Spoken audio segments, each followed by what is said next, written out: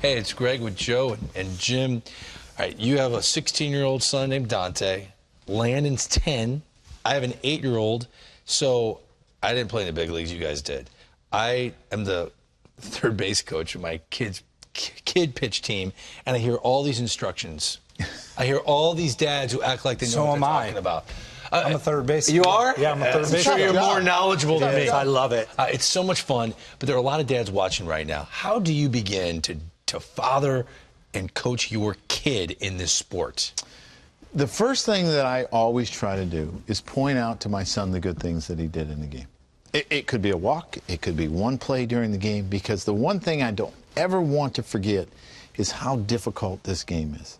I'm sitting next to a Hall of Famer that was a career 276 hitter, hit 612 home runs. He made over 6,000 outs in his career in over 8,000 at-bats.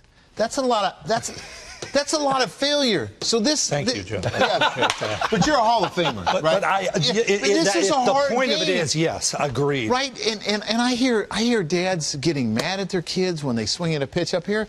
We all swung at pitches up here. They do it in the big leagues.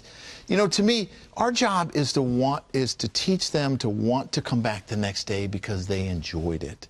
We're encouragers. And then, as I see things that my son is doing, I'll ask him, what were you thinking? You know, in that at-bat, what were you thinking? Because I want him to take ownership for what he did. You know, no excuses. Accountability is a big deal. Take ownership, and he'll tell me. And his thought process is usually pretty good. But execution is not always good because it's such a hard game. There's a lot of outs. Career 300 hitters are going to make 7 outs every 10 at-bats. That's a Hall of Famer.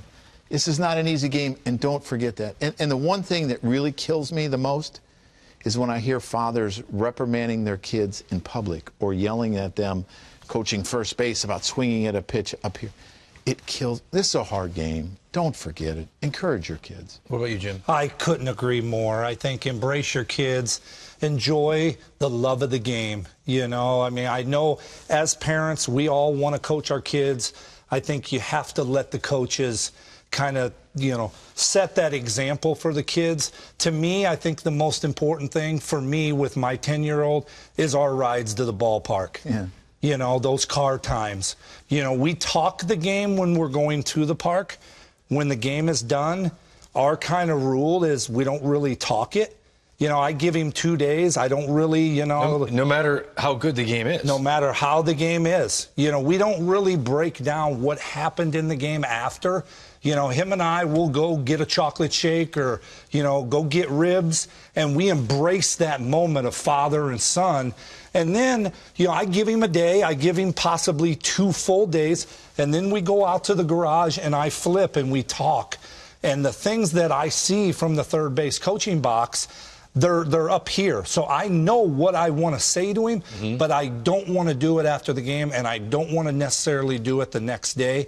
But I also tell the fathers, you know, take your kids, flip to them, you know, go throw them BP. That's what my dad did in Peoria, you know, as a kid. We went down to the local ballpark on an off day and just take BP, take ground balls, but just embrace the fact that they're 10 and 16, because they're not going to be there much longer. They grow up so fast. Yes. Other dads are probably wondering, do you encourage other sports? Do your kids play other sports, yes or no? Yes. Okay. Yes. Teaches them to be athletes. Okay, that's good. How much should a dad practice with their son? If their son believes this is his #1 sport, he wants to be a college baseball player, a big leaguer, how much do you work with your kids? As much as I can. And as much as he wants to. It's not me wanting to work. It's my son wanting to work. And when my son wants to work, I make myself available. What about you? Absolutely. When he wants to go to the garage, when he wants to go to the ballpark and hit, we do it. I might mention it. If he doesn't want to go, we do something else. And last thing, I think for kids, you know, and I'm getting to a point where I can say something to my son and he can translate it and do it.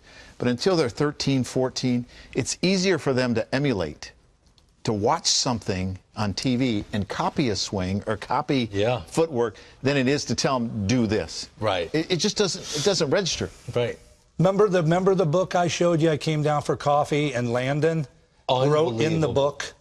You know, so it was your idea to give him this book, right? Yeah, so it was a little black book, and he just, you know, like he'll write things down in it, and it was 2 pages long, and he actually drew a figure of him hitting and the things that we talk about, and it choked me up. It's like a baseball diary. It's a little diary of hitting, so when I'm away, he can go back to it about the things him and I talk about. It makes me want to choke up because, you know, it's just so special. They're only this age once, and I think we in our country, we need to embrace the fact that they're kids. Yeah. And let them be kids. Let them go skip a rock in a creek. Let them go on the skateboard.